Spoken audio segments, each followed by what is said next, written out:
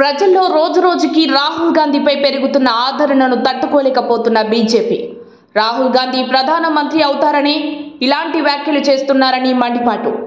రాహుల్ గాంధీపై అనుచిత వ్యాఖ్యలకు నిరసనగా బీజేపీ నేత దిష్టిబొమ్మ దహనం.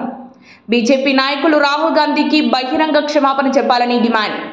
తెలంగాణ రాష్ట్ర బీజేపీ కార్యాలయం ఎదుట కాంగ్రెస్ నేతలు పెద్ద ఎత్తున బైఠాయించి బీజేపీకి వ్యతిరేకంగా నినాదాలు.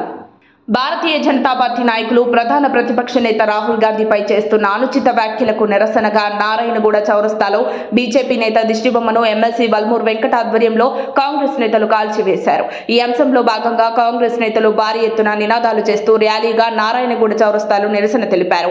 ఈ సందర్భంగా భారతీయ జనతా పార్టీ ఎమ్మెల్సీ వల్మూర్ వెంకట్ మాట్లాడుతూ బీజేపీ నాయకులు వెంటనే రాహుల్ గాంధీకి బహిరంగ క్షమాపణ చెప్పాలని డిమాండ్ చేశారు.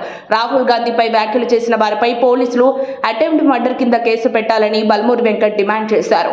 ఉన్న ప్రజా సమస్యల గురించి మాట్లాడడం చేత కాదు కానీ బీజేపీ నాయకులు ఇష్టం వచ్చినట్లు మాట్లాడుతున్నారని ఆయన ఫైరెక్కారు. రాహుల్ గాంధీ త్వరలో ప్రధానమంత్రి అవుతారని బీజేపీ నాయకులు భయపడి ఇలాంటి అర్థం పర్థం లేని అనుచిత వ్యాఖ్యలు చేస్తున్నారని బల్మూరి వెంకట్ ధ్వజమెత్తారు. దేశ ప్రజల్లో రాహుల్ గాంధీపై పెరుగుతున్న ఆదరణను చూసి ఓర్వలేకపోతున్నారని బల్మూర్ వ్యాఖ్యానించారు. రాహుల్ గాంధీపై ఇకనైనా ఇలాంటి అనుచిత వ్యాఖ్యలు చేయడం మానుకోవాలని, లేదంటే బీజేపీ నాయకులను రోడ్డుపై తిరగనివ్వమని బల్మూర్ వెంకట్ అన్నారు.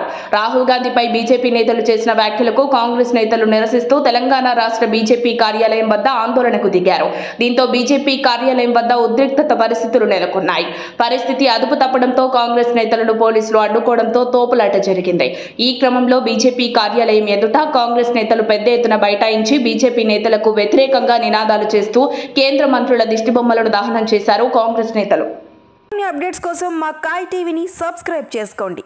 మా వీడియో కనుక మీకు నచ్చినట్లయితే లైక్ చేయండి, షేర్ చేయండి. మీ విలువైన అభిప్రాయాలను కామెంట్ బాక్స్లో తెలియజేయండి.